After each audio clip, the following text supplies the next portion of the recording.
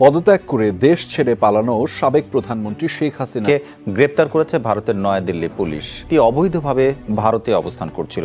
Special task force সদস্যরা গ্রেপ্তারের সময় একটি দেশি পিস্তল আর কার্তুজও উদ্ধার করে। জুলাই আগস্টের মানবতা বিরোধী অপরাধের মামলায় সাবেক প্রধানমন্ত্রী শেখ হাসিনাকে গ্রেপ্তার করেছে ভারতের নয়াদিল্লি পুলিশ। শেখ হাসিনাকে আশ্রয় দেয়ায় প্রধানমন্ত্রী নরেন্দ্র মোদীর ওপর ক্ষোভ বাড়ছে ভারতীয়দের মাঝে। তীব্র সমালোচনা করছেন বিরোধী দলীয় রাজনীতিবিদরাও। অনেকে প্রশ্ন তুলছেন, ভারতের কাছে বাংলাদেশের প্রাধান্য বেশি নাকি ব্যক্তি শেখ হাসিনার? প্রতিবেশী বাংলাদেশের সঙ্গে, যাদের সঙ্গে আমার ঐতিহাসিক সম্পর্ক, সেই বাংলাদেশ আমার কাছে প্রিয় না, হাসিনা প্রিয় হয়ে গেল, এটা মোদির মতো মানুষের পক্ষেই সম্ভব। আমার ট্যাক্সের টাকায়, আপনার ট্যাক্সের টাকায় অন্য একজন দেশের বিতাড়িত প্রত্যাখ্যাত এক মহিলা প্রধানমন্ত্রী ছিলেন, তিনি, তার ভরণ পোষণ ইত্যাদি কেন চলবে? যদি ভারত থেকে অবৈধ বাংলাদেশি অনুপ্রবেশকারীদের বিতাড়িত করতে চায়, তাহলে শেখ হাসিনাকে দিয়েই সে কাজ শুরু করা যায়। বিশ্বের যে কোনো রাষ্ট্রে যদি কোনো ব্যক্তি রাজনৈতিক হয়রানির শিকার হয়ে আশ্রয়ের দাবি জানায়, তাহলে যে কোনো দেশই হোক না কেন সেই ব্যক্তিকে আশ্রয় প্রদান করা হয়। যেমনটা তারেক রহমান, পিনাকি ভট্টাচার্য ও ইলিয়াস সহ। কিন্তু ফ্যাসিস্ট শেখ হাসিনা গণহত্যাকারী, তাকে কিন্তু কোনো রাষ্ট্রতেই আশ্রয় প্রদান করেনি, শুধুমাত্র ভারতের নরেন্দ্র মোদী ছাড়া। আর এই ফ্যাসিস্ট শেখ হাসিনাকে ভারতের নরেন্দ্র মোদী আশ্রয় দেওয়াটাই হয়েছে ভয়ঙ্কর ভুল। কারণ এই ফ্যাসিস্ট শেখ হাসিনাকে ভারতের নরেন্দ্র মোদী আশ্রয় দিয়ে তাকে নিয়ে বাংলাদেশের বিরুদ্ধে বিভিন্ন রকমের ষড়যন্ত্রে মেতে উঠেছিল। যেই কারণেই ভারতের জনগণ ইতিমধ্যেই দাবি তুলেছে যে এই ফ্যাসিস্ট শেখ হাসিনাকে ইতিমধ্যেই গ্রেফতার করে বাংলাদেশে পাঠিয়ে দেওয়া হোক। আর যার কারণেই এই গোটা ভারতের জনগণের চাপে এই ফ্যাসিস্ট শেখ হাসিনা ইতিমধ্যেই হাতে নাতে ধরা পড়েছে। সে বিষয়ে দেখেছেন ভিডিও শুরুতে কিছু অংশ, এবার দেখবেন সম্পূর্ণ ভিডিও জুড়ে বিস্তারিত। তার আগে ভিডিও অন করে যারা সাবস্ক্রাইব করেছেন তাদেরকে ধন্যবাদ, আর যারা এখনও সাবস্ক্রাইব করেন নাই তাদের কাছে অনুরোধ সাবস্ক্রাইব করে পাশে থাকা বেল আইকনটি বাজিয়ে দেবেন। তো দর্শক চলুন এবার আমরা দেখব যে এই ফ্যাসিস্ট শেখ হাসিনা গণহত্যাকারী সে ইতিমধ্যেই ভারতের হাতে নাতে ধরা পড়েছে। এবং এর পূর্বে একটু দেখব যে ভারতের নরেন্দ্র মোদী ও শেখ হাসিনার বিরুদ্ধে ভারতের জনগণ যেই সব অভিযোগ তুলেছে, আমরা সেই বিষয়টা প্রথমে দেখে তারপর ওই বিষয়টা দেখব। ধৈর্য ধরে একটা লাইক দিয়ে সম্পূর্ণ ভিডিও দেখতে থাকুন। অন্যান্য গণহত্যাকারীরা বিভিন্ন জায়গায় পালিয়ে শেল্টার নিয়েছে, ভারতীয়রা চিরকালই তার নিন্দা জানিয়েছে। কিন্তু আজকের দিনে ভারতের চরিত্রটা একটু অন্যরকম। এখন ভারত নিজে গণহত্যাকারীদেরকে শেল্টার দিচ্ছে, এটা কিন্তু খুবই প্রবলেমেটিক। সেটা হাসিনা না অন্য কেউ, সেটা দেখার দরকার নেই। মানুষটা গণহত্যা করেছে, সেটা প্রমাণিত সত্য, সেটা সকলে আমার টিভির সামনে দেখেছি। আমরা দেখেছি যে আবু সঈদকে কীভাবে হত্যা করা হলো। সেই হত্যাকারীদেরকে ভারতবর্ষে রাখাটা ভারত রাষ্ট্রের একটি গঠিত অপরাধ বলে আমরা মনে করি। ভারতের ভূমিকা রাখা উচিত ছিল যে এরকম একজন মানুষকে বাংলাদেশের কাছেই রাখা, বা সে অন্য জায়গায় চলে গেলে চলে যায়। ভারতের এখানে নাক গলানোর কোনো উচিত ছিল না। আজকের দিনে দাঁড়িয়ে যদি বাংলাদেশ তাকে প্রত্যর্পণ করতে চায়, তার মধ্যে কোনো ভুল নেই। কিন্তু ভারতবর্ষ, এটা বাস্তবিক পরিস্থিতি যে ভারতবর্ষ তাকে প্রত্যর্পণ করবে না, কারণ তার চরমতম শাস্তি হতে পারে, সেটা ধারণা করে। একটা জিনিস উল্লেখ করা প্রয়োজন, 2013 সালে এই হাসিনা ভারত ও বাংলাদেশের মধ্যে একটা প্রত্যর্পণ চুক্তিকে স্বাক্ষর করেছিল। কি স্বাক্ষরে সেখানে কি ছিল, যে ভারতবর্ষে যদি বাংলাদেশের কোনো অপরাধী পালিয়ে আসে, তাহলে সেই অপরাধীকে ভারত বাংলাদেশ রাষ্ট্রের কাছে ফিরিয়ে দেবে। আজকের দিনে দাঁড়িয়ে হাসিনা কিন্তু তার নিজের তৈরি করা আইনকেই ভায়োলেট করছে, এবং হাসিনা ভারতবর্ষে বাংলাদেশের একজন অপরাধী, সে ভারতবর্ষে পালিয়ে রয়েছে এবং ভারত সরকার তাকে প্রত্যর্পণ করছে না। বাংলাদেশের জনগণ যেই ভদ্রমহিলাকে কার্যত উৎখাত করে তাড়িয়ে দিল, একটা গণহত্যাকারী ভদ্রমহিলা, যিনি পরপর 3টে নির্বাচনে ভোট চুরি করে, ভোট লুট করে সরকারে এসেছিলেন, তার দায়টা আমরা ভারতীয়রা কেন নেব? তার জন্য আমরা কেন কোটি কোটি বাংলাদেশি মানুষের কাছে কেন আমরা ভারত বিদ্বেষের চাষ করব? আমরা তো এটা করতে পারি না। শেখ হাসিনার সঙ্গে তার দেশের জনগণের বোঝাপড়া, সেই জনগণ স্থির করবেন। আমরা কেন, মানে এই স্টেকটা, এই দায়টা আমরা কেন নেব? যার বিরুদ্ধে ইন্টারন্যাশনাল কোর্ট অফ জাস্টিস গণহত্যার মামলা, যার বিরুদ্ধে গোটা বিশ্বে যিনি ধিকৃত এই মুহূর্তে দাঁড়িয়ে, তাকে আমরা সেভ করতে যাব কেন? আমরা কেন পাশের বাড়ির জানলা দিয়ে নাক গলাবো? পাশের বাড়ির মধ্যে ধরুন স্বামী স্ত্রীর মধ্যে ঝামেলা হচ্ছে, আপনার কি রুচি যে আপনি তার মধ্যে নাক গলাবেন এবং গিয়ে স্বামীর বা স্ত্রীর পক্ষ নিয়ে অন্য পক্ষের গাল খাবেন? আমরা কেন খাবো?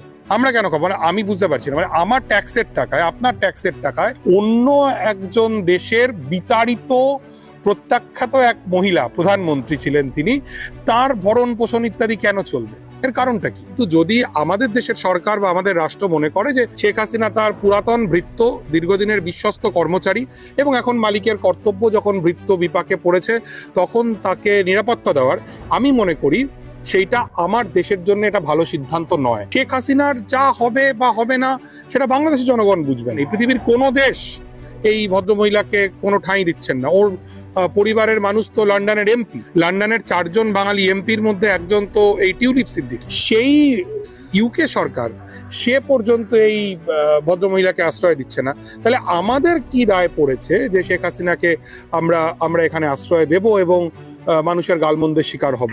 বাংলাদেশের মানুষের আমাদের তো কোনো প্রয়োজন নেই।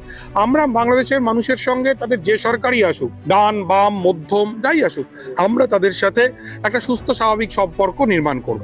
আমি মনে করি বাংলাদেশের মানুষের সঙ্গে আমাদের যে ঐতিহাসিক বন্ধুত্ব ছিল তার ছেদ ঘটার সবচাইতে বড় কারণ হচ্ছে শেখ হাসিনার প্রতি আমাদের পক্ষপাত।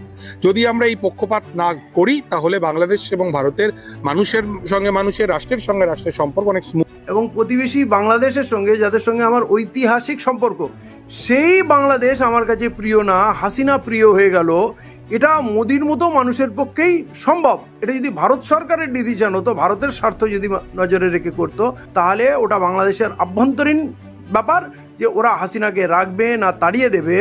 আমরা যেমন ভারতের অভ্যন্তরীণ বিষয়ে অন্য দেশ মাথা গলা পছন্দ করি না, সেরকম বাংলাদেশের কে প্রধানমন্ত্রী হবে, কে শাসক হবে, কে রাষ্ট্রপতি হবে, এটা বাংলাদেশের মানুষ ঠিক করুক না, আমরা তাদের মাঝখানে পড়বো কেন? আর বাংলাদেশ যখন তাদের ওই প্রধানমন্ত্রী হাসিনাকে উৎখাত করলো বা পালিয়ে আসলো, তাকে যখন পৃথিবীর কেউ জায়গা দিল না, পৃথিবীর অনেকগুলো ইসলামিক রাষ্ট্র আছে, ইউরোপিয়ান কান্ট্রি আছে, প্রচুর দেশে হাসিনা ভ্রমণ করেছে, সম্মানিত হয়েছে, কিন্তু যতক্ষণ সে বাংলাদেশের প্রধানমন্ত্রী ছিল, প্রধানমন্ত্রী হিসাবেই তার সম্মান হয়েছে। ভারতবর্ষ হাসিনাকে মর্যাদা দিয়েছে, অভ্যর্থনা জানিয়েছে বাংলাদেশের প্রধানমন্ত্রী হিসাবে, কিন্তু সেই পলাতক প্রধানমন্ত্রী যখন গণহত্যাকারীর তকমা নিয়ে ঘুরে বেড়াচ্ছে, তাকে মোদী সরকার কেন ভারতবর্ষে পুষে রেখেছে? এতে বাংলাদেশের মানুষের আক্রোশ বাড়ছে ভারতের প্রতি, কারণ বাংলাদেশের মানুষ তো হাসিনার বিরুদ্ধে। অতএব সেই হাসিনাকে যদি ভারতবর্ষের সরকার বা মোদী সরকার পুষে রাখে, এতে বাংলাদেশের সঙ্গে সম্পর্ক ছিন্ন হচ্ছে। হাসিনা একদিন থাকবে না, মোদী একদিন থাকবে না, আমি আপনি থাকবো না, কিন্তু ভারতবর্ষ থাকবে, বাংলাদেশ থাকবে। এবং বাংলাদেশের সঙ্গে যে আমাদের ঐতিহাসিক সম্পর্ক এবং আদান প্রদান, কৃষ্টি কালচার এবং স্ট্র্যাটেজিক আমাদের বন্ধু, আমি সামরিক দৃষ্টিভঙ্গি থেকে বলছি, অর্থনীতির দৃষ্টি থেকে বলছি, সেই সব জলাঞ্জলি দিয়ে হাসিনার কাছ থেকে ভারতবর্ষ কি পাবে, কেন তাকে পুষে রেখেছে, আমার মাথায় ঢুকছে না। হাসিনা আজকের দিনে জঞ্জাল ছাড়া কিছু না, বরঞ্চ ক্ষতি। বাংলাদেশের সঙ্গে সম্পর্ক খারাপ হচ্ছে, ব্যবসায়িক লেনদেন আমাদের ক্ষতি হচ্ছে, ব্যবসা অনেক কমে গেছে, বাংলাদেশিদের আসার ক্ষেত্রে ভারতবর্ষ অনেক রেস্ট্রিকশন দিয়েছে, তাদের ভারতবর্ষের অনেক, বিশেষ করে পশ্চিমবঙ্গের ব্যবসা বিশালভাবে মার খাচ্ছে। মানে ক্ষতি ছাড়া কিচ্ছু লাভ নেই। কিন্তু এরা তো মাথা মোটা, এরা নিজের দেশের গত 10 বছরে যে ক্ষতি করেছে, একটা প্রতিবেশী তো আমাদের সঙ্গে নেই। নেপাল হিন্দু রাষ্ট্র ছিল, সে আজ আমাদের বন্ধু না, শ্রীলঙ্কা বন্ধু না, মলদ্বীপ বন্ধু না, পাকিস্তান চিরশত্রু, চায়নার সঙ্গে যুদ্ধ লেগে আছে, প্রায় আমরা যুদ্ধ করছি না বলে। তো হাসিনা জোর করে বহুদিন ক্ষমতায় বসেছিল, ভোট করতে দেয়নি, এবং সেই ব্যবস্থাপনায় ভারতবর্ষের সরকারের একটা বড় ভূমিকা ছিল, তাকে সাহায্য করেছে, সমর্থন করেছে। অতএব যখন রাগ হাসিনার উপরে, হাসিনার পিছনে যারা থাকবে তারপরেও রাগ থাকবে, এবং সেই বিদ্বেষটাকে আমরা বাড়িয়েই চলেছি এবং ওপেন করে দিয়েছি। হাসিনাকে তুলে আনার পর, তাকে সুরক্ষা দেওয়ার পর এটা পরিষ্কার হয়ে গেছে এই ভারত সরকার হাসিনার পিছনে। অতএব বাংলাদেশিরা যখন হাসিনার শত্রু, তাহলে ভারতবর্ষেরও শত্রু হয়ে যাচ্ছে, এবং এই শত্রুতা বেড়েই চলেছে। সেটাকে প্রশমন করার, সেটাকে কমিয়ে আনার ভারত সরকারের কোনো পরিকল্পনাই নেই, কোনো রাস্তা খুলতে পারছে না। বিঘ্নিত কি প্রায় ভেঙে পড়েছে। আজকে ভারতবর্ষের সঙ্গে না কূটনৈতিক সম্পর্ক, না ব্যবসায়িক সম্পর্ক, না রাজনৈতিক অবস্থা, না মিলিটারি স্ট্র্যাটেজিক কোনো আন্ডারস্ট্যান্ডিং, কিছু নেই, সবটা বিপক্ষে যাচ্ছে। যেই পাকিস্তানের নাম শুনলে বাংলাদেশিরা গাল দিত, শত্রু মনে করতো, কারণ ওরা গণহত্যা করেছিল, এটা তো ঐতিহাসিক শত্রু। সেই পাকিস্তান এখন বন্ধু মনে হচ্ছে। আপনি বুঝতে পারছেন, ভারতের প্রতি বিতৃষ্ণায়, ক্ষোভে, এই প্রতিক্রিয়ায় কিন্তু তারা বিকল্প হিসেবে পাকিস্তানকে। আমরা দুটো দেশের মধ্যে সম্প্রীতিটাকে কি করে বেশি করে গড়ে তুলতে পারি তার বদলে আমরা নষ্ট করার জন্য চেষ্টা করছি খুব স্বল্প লোক, কিন্তু যেহেতু ভারতীয় গণমাধ্যমের একাংশ এটার সঙ্গে যুক্ত হয়ে পড়েছে, সেই জন্য একটু আতঙ্কর পরিস্থিতি আমার মনে হয়, আমার নিজের একটু ভয় লাগে। বাংলাদেশে একটা ক্রান্তিকাল চলছে, বাংলাদেশে একটা গণ অভ্যুত্থান হয়েছে, একটা সরকার সেখান থেকে সেটা পড়ে গেছে, তার প্রধান পালিয়ে চলে গেছে, তিনি আমাদের দেশে রাজনৈতিক আশ্রয় নিয়েছেন। আমরা সেই যে পরিস্থিতিটাকে বুঝতে হবে, সেখানে দুটো রাজনৈতিক দলের মধ্যে লড়াই আছে, সেই রাজনৈতিক দলের মধ্যে হিন্দু আছে, মুসলমান আছে, এবং আমরা জানি বাংলাদেশের হিন্দু সম্প্রদায়েরা মূলত কিন্তু আওয়ামী লীগের সমর্থক, মূলত মানে প্রায় 99% হিন্দুই আওয়ামী লীগের সমর্থক। ট্রাম্প যখন জিতলেন তখন ইউনিস নাকি ফ্রান্সে পালিয়ে গেছেন বলে ফেক খবর আমাদের এখানে একটি খুব নামী মিডিয়া তারা চালিয়ে গেছে ঘন্টার পর ঘন্টা, তার জন্য তারা ক্ষমা প্রকাশ পর্যন্ত করেনি যে না এটা পরে ভুল।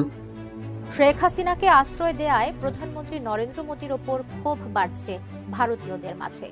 তীব্র সমালোচনা করছেন বিরোধী দলীয় রাজনীতিবিদরাও। অনেকে প্রশ্ন তুলছেন, ভারতের কাছে বাংলাদেশের প্রাধান্য বেশি নাকি ব্যক্তি শেখ হাসিনার?